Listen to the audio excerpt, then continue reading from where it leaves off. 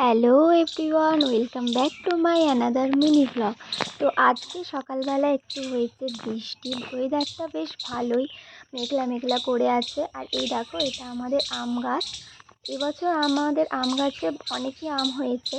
তো এখানে এই একটা আম দেখে আমি আমটা পোড়াতে এসেছিলাম আর কি। আর আমগুলো কি সুন্দর দেখতে, খুব মিষ্টিও, কিন্তু এটা বেশ ভালো লাগে। আর এই দেখো, এখানটা হচ্ছে আমাদের বাড়ির সামনের চারপাশ, আমাদের বাড়ির সামনের চারদিকে পুরো গাছপালা ভর্তি। যা বড় বড় এক গাছ হয়েছে, বেশ ভালো, অনেক হাওয়া দেয়।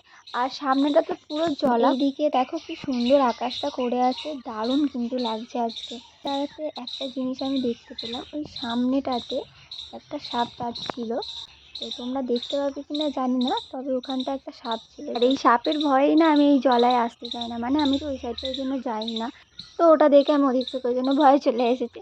আর এই যে আমাকেও একটু দেখে নাও। তারপর আমার চোখে একটা জিনিস, হাই দেখ কে এসেছে।